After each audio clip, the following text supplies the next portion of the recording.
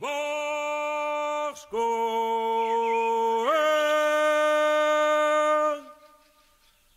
var skål, bier.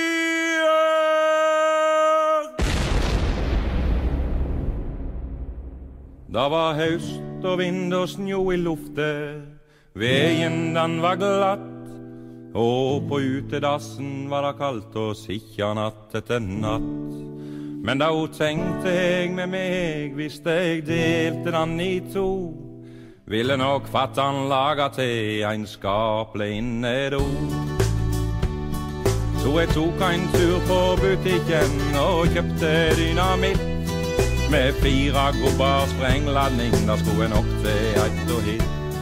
Og jeg la det under dassen da og tende på og på, men da jeg ikke visste var der inne bak to mor. Hun for i luft i lag med blanka beter, spiker, drit og stein, og landa da han galt til grisa alltid hatt sin heim. Svarta husarrest i 14 dager, men fattan spikra dass på den samme plassen, på den gamle dassens plass.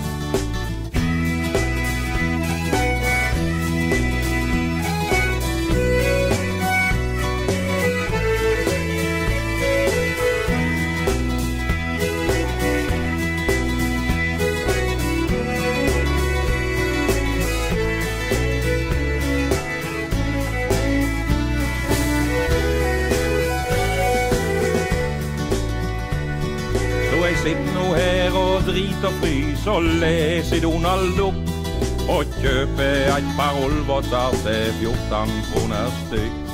For det er ikke lett å torka seg, men fingrene stivner til, og avispapiret så jeg bruker, da vært det hatt soppinn av ved. Så jeg sitt nå her og minnes om den gangen da gikk galt, med 4 gobber sprengladning var det nesten katastrofal. Hun for i luft i lag med blanka beter, spiker, drit og stein, og landa da han galt til grisa alltid hatt sin heim. Svarta husarrest i 14 dager, men fattan spikra dass på den samme plassen, på den gamle dassens plass.